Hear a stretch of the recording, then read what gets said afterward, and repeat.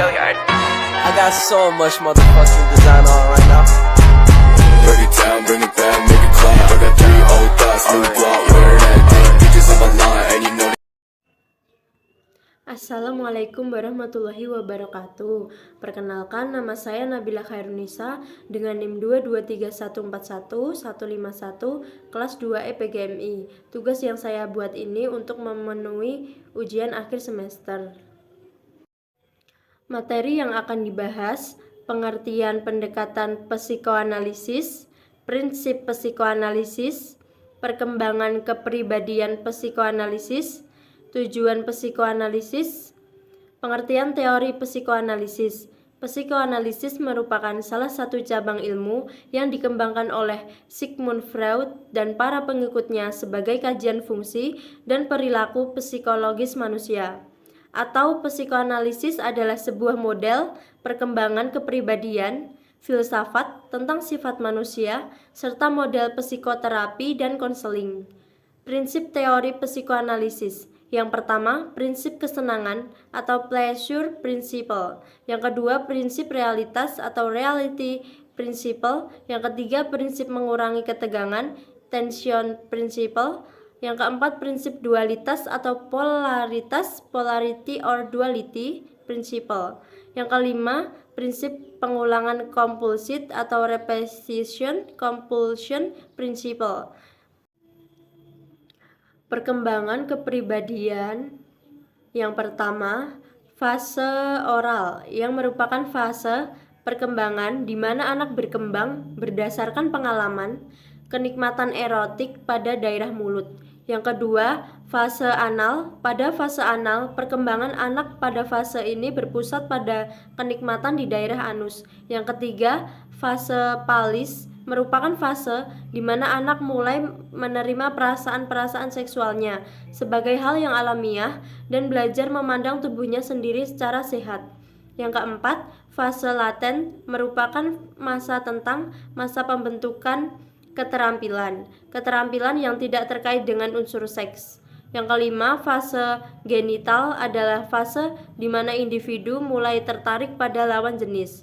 Tujuan psikoanalisis. Yang pertama, membawa klien keluar dari dorongan-dorongan yang ditekan. Yang kedua, menghidupkan kembali masa lalu klien dengan menembus konflik yang direpres. Yang ketiga, membantu klien menciptakan suasana yang kondusif. Yang selanjutnya, materi yang akan dibahas. Yang pertama, pengertian pendekatan behaviorisme. Yang kedua, konsep dasar teori behaviorisme. Yang ketiga, metode konseling behaviorisme. Yang keempat, tujuan dan kegunaan teori behaviorisme. Teori behaviorisme. Pengertian: konseling behavioral merupakan bentuk adaptasi dari aliran psikologi behavioralistik yang menekankan perhatiannya pada perilaku yang tampak. Pada hakikatnya, konseling merupakan sebuah upaya pemberian bantuan dari seorang konselor pada klien. Bantuan di sini dalam pengertian sebagai upaya membantu orang lain agar ia mampu tumbuh ke arah yang dipilihnya sendiri. Konsep dasar teori behaviorisme. Konsep dasar teori behavioral menurut Surya menyatakan bahwa ada 3 macam hal yang dapat memberi penguatan: positive reinforce, negative reinforce, no consequence natural stimuli. Metode konseling behaviorisme. Yang pertama, operant learning, pendekatan yang menekankan pada perilaku klien. Yang kedua, social modeling. Pendekatan ini diterapkan oleh konselor dengan cara merancang suatu perilaku adaptif yang dapat dijadikan model oleh klien. Yang ketiga, cognitive learning, metode pengajaran secara verbal, kontak antara konselor dengan klien. Yang keempat, emotional learning, pelaksanaannya dilakukan dalam situasi rileks dan menghadirkan rangsangan yang menimbulkan kecemasan bersama suatu rangsangan. Tujuan dan kegunaan teori behaviorisme. Tujuan pendekatan behavioristik adalah sebagai refleksi masalah konselor dasar pemilihan dan penggunaan strategi konseling, dan sebagai kerangka untuk menilai hasil konseling.